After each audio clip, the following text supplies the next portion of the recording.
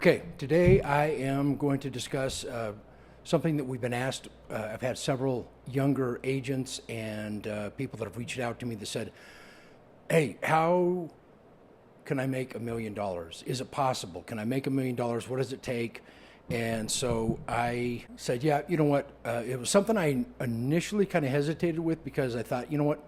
You can make a lot more than a million, and I don't want to set up what was a false goal without kind of stating that. And I thought, yeah, how do I do that? So I kind of went through the process, and I thought before, I just want to say, look, the one thing I know is that people don't know how to set a goal, right? It's easy to say, I want to make $1 million and I'm going to do everything I can to make that happen. And I think the biggest thing is we don't know how to set the right goals, the goals that bring action, because it's all action. There is no, well, you go through your numbers, you have your numbers. That's easy, actually. Once you get that down, it's like, I know my numbers. I know what, how much I have listing, how many listings I have, how many buyers or tenants that I represent in any given year, and it may change from year to year, but this has kind of been my average production. You have to know that, and I'm only going to get into just the income side of it today and what it actually takes to make that happen. But we don't know how to set the goals because any professor or educated person that we do know, including a lot of times our parents. My dad was a very successful and very educated man in engineering. He was a civil engineer. He loved physics. He was going to make money and provide a living for his family no matter what, because his skills and his mind was in demand. He wanted to work on huge projects. He wanted to work on things that were going to make a difference. So he ended up going to work for the federal government and had an amazing career and went all around the world as ambassador for water user projects, and anyway, that's a whole separate other thing. But that's what he did. He was never trying to say, I'm going to make $1 million and here's how I'm going to do it. He was going to make a great living, have an amazing pension, if that's what you call it when it comes from the federal government. Once he retired, he actually got a full-time job and then did some more development, real estate things and stuff like that. We don't know how to set the goals, and I think we underestimate the absolute amount of time and effort that it takes. And I say we, it's because I'm there too. And for me at this point in my career, it's the do part, right? It's like, I know how to do it, and so I can trick myself that I am doing it. But it doesn't matter where you're at. Everybody has call reluctance. Everybody has a difficult time walking in to talk to a business when you're talking sales. And remember, this is more from a sales point of view, but because I'm a commercial real estate salesperson. I'm an advisor, I'm a consultant, but I'm selling. People hire me to go find them a property for sale or lease, or they're hiring me to lease or sell their property. So I think that that is a big part of when we're saying sales and you can do this, but the truth is everybody has to sell. If you are working in a nursing home and you're doing your CNA and you see what's going on around you, you have to sell yourself to the management, you have to sell yourself to the clients. Bedside manner is a very important skill. It's called the skill of selling. Call it what you will. You can call it, oh, so caring and those types of things. At the end of the day, are you able to sell who you are and what you're doing? Okay, that's what we're talking about here. And when you bring it down to that level, yes, we're always selling, but I'm saying we're going to set a goal to make $1 million. Here's how you do it. Now, how did I do this? The first year that I made over $1 million, I was able to back into the numbers. My goal was very close to that. And at the end of the day, we're talking about gross commissions. Now, we don't take home everything of our commissions. Even what we do take home, there's quite a bit of fees and costs associated with this business that a lot of people don't identify. And if you're doing your job right and you're doing what you need to be doing to be successful in this business, you have dues and subscriptions and other marketing costs, your time that's outside of the family, maybe during family time as well. So I want to just say, hey, you dedicate your lifestyle. It's more than just money. That's the one part. We're talking just money, how to make the million, or a dollar amount. Is part of your goals that you want to be home by 6 o'clock every night or 7 o'clock, so you can spend time with your family and your grandkids and your children and your sweet wife or significant other. That's important. On my refrigerator, there is a magnet, and it's, of course, Yoda, and I don't know why it's on the fridge, but maybe do or don't do, eat your food, but it has that classic thing when he was telling Luke, I think down in the swamp on whatever it was, planet, there's do or not do. There's no try. There's a lot of ways to interpret this. I've always interpreted that you wasted a hell of a lot of time. You wasted your time, you wasted everybody else's time, because if you're sitting there saying, let's give it one more try, what does that mean? You either did it or you didn't. Now, did you have effort of doing it? Well, then I would say you didn't do it, right? But if you're falling back on, hey, we tried our best, we did our best, well, you did, but that means you didn't do what it took to make it happen. So when you plan your lifestyle and your numbers and everything else, plan what you're going to commit to. And I think that's the biggest, by far, that's the biggest area where people don't understand what it actually takes, the commitment. So for me, I would rather get it mostly right, meaning that I don't have everything.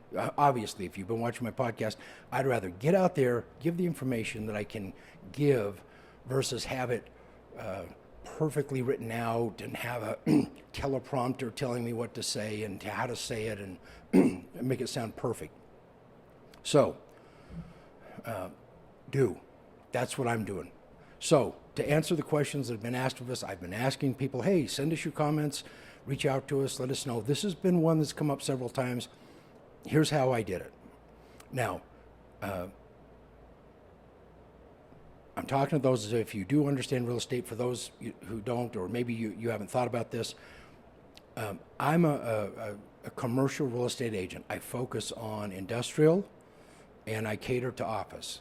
And in industrial, that's also land, industrial land that sometimes is agricultural land that's going to be converted to industrial, but it's in the industrial market so that we can build a big box and put all those brown boxes inside of it and have it go out to your homes. Some of it is manufacturing, which will ultimately manufacture, put all the pieces together somewhere, put it in a brown box, and send it to your home. To me, that makes the most sense. It just makes sense to me. I understand that real estate, the logistics, the clear height, all that stuff. There is a listing side, and for me, though I'm specialized in industrial and office, there's people that are very specialized in just investment sales. That's what they do. So when I say listings, I'm saying a listing could include something for sale or for lease. And I do that because the clients that I've sold buildings to have asked me to lease them, and my relationship is that I would definitely bring a team on, and we would do the best we can to lease, sell, do whatever it takes to take care of that client of ours. When I say buy or tenant rep, that's what it is. So if I say buyers, it also means that we're representing tenants. And so we don't have the listing. We've approached a group, or a group has come to myself and said, hey, we need 20,000 square feet. We need so much office, so much warehouse. We're bulging out of our space right now. We have to have it. We have to be able to be moved within the next 8 to 12 months or 6 months, or sometimes the impossible, hey, we got to be in something in the next 60 days because our lease is up. And anyway, you never want to get into those. That's a whole separate podcast as well. But I just want to point that out, because to know your numbers, you have to know they're not the same. And I could actually, even for the purpose of this, I could break it down further, but what I did in the year that we made the first million, and it was a million two, is what it came down to. So let me give you the numbers there. My listing site, average size transaction, the year that I did that, was a little over $1 million. It was like $1,030,000.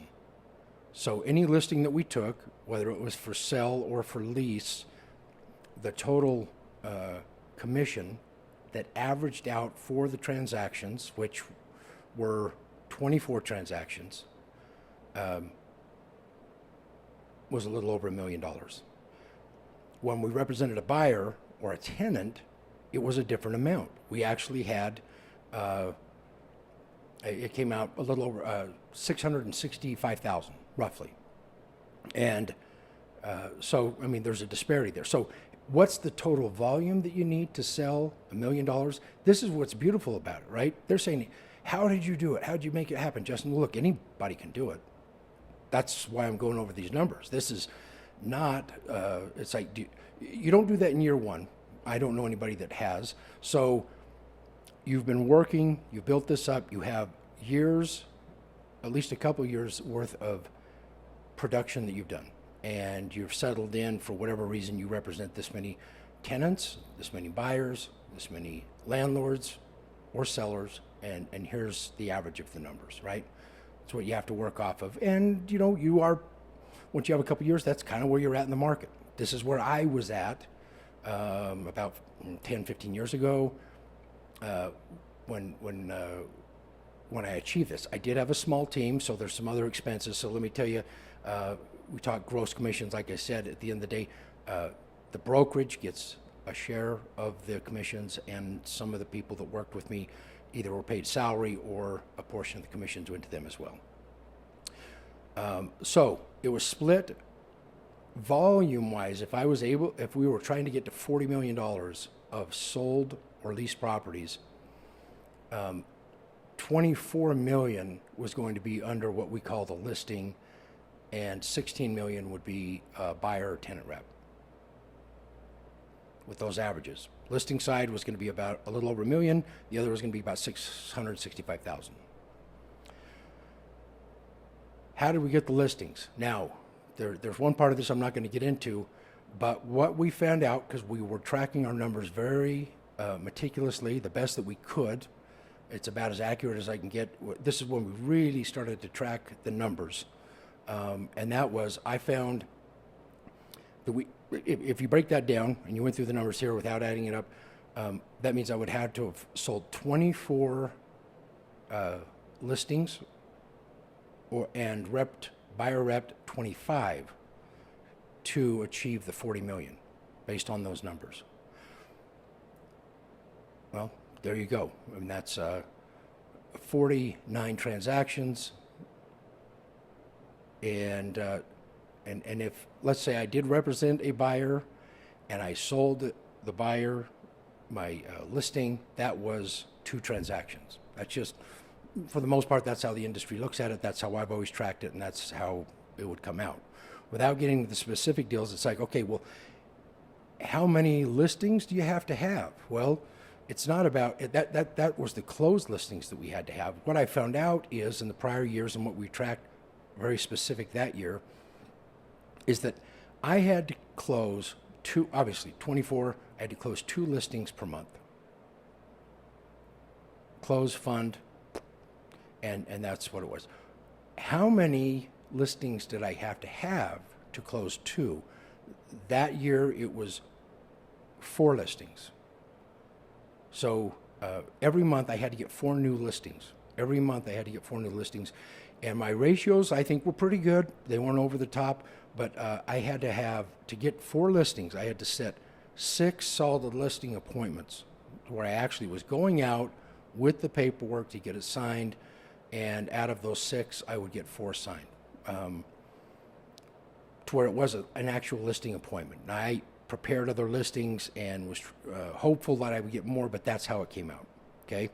So I had to have at least 6 full listing appointments where the anticipation was when I got there, I was going to sign it. I would sign 4 of them, and of course it's not that given month, but on the average it would be 2 sales of listings a month. Now, on the buy and tenant rep side, I had to close 25. What did that take? I had to if you take the .0, right, you round it up, I had to have 3 tenant rep, buyer reps closed per month. So you can already see right out of the gate, there's a disproportionate amount of work that it was going into the buyer and tenant rep side that I was doing to make those deals happen. But I was representing buyers and tenants, and that's the way that it came out. And this isn't much different than anybody else. That's why I'm using these numbers, is that anybody that gets into this and you understand your numbers, then you can plan for this. What did it take for me to get 3? Well, I would have to have 4 buyer tenant reps signed for every 3 that I had to close that month. So the ratio was a little better there. I was having basically 1 tenant or 1 buyer would back out. But here's the key, is it actually took me 7 buyer tenant reps appointments set that I went with the paperwork to go get it signed. For one reason or another, I was not able to get 3 of the people signed. But the work behind that leading up to it is really for another program. But to just share with you that that's how I did it. You want to know the answer to that? This is a hell of a lot of work, and then of course cash flowing this as we win every month. We had some reserves. Some months got a little tight. It doesn't happen where it's 2 and 3. You know, some months we'd have 1. I think 1 month that year we didn't have any because it fell into the next month. So we'd have 3, 4, 5, 6. It would look like a great month. But for the most part, if you track the deals that we did, there was something that built from something that you could see how the different listings, how the different buyer reps worked to where we were getting that signed in a sequence of leading up to making $1.2 million that year. Now, I'm just going to go through the rest of it very quickly. 1.2. So what came out of that was I had made 720. It was like basically split 60-40. 720,000 was from listings. 480,000 was from buyer tenant rep. And because of either paying splits to the house or to my staff, basically I ended up with, if you looked at the numbers, without getting into that right now, on the buyer tenant rep side, there was just a disproportionate amount of expenses, if you will, because I was maybe paying the agent at that time a little bit more. The house split was the same for the company, but no matter what the transaction, but I was paying a tenant rep, buyer rep agent a portion of that commission, depending on which deal it was. And it was pretty significant. I mean, I could actually say, I've got the numbers, I'm looking at them. $204,000 is what I paid out on buyer tenant rep side. And that's just directly cost of sale, meaning that it either went to the house or it went to an in-house agent or and not staff. That was an agent that was either shared in the transaction with me or not. Compared to about $200,000, I did have a listing specialist, so to speak, that helped just on the listing side. Between that and bonuses, it was about $200,000 for what we paid. And then the overall that year was pretty close to 25% for all the other expenses for a couple staff people. We weren't heavy, but ultimately for all the other things that we paid for, and we did factor in all of the things that we had, vehicles, cell phones, insurance,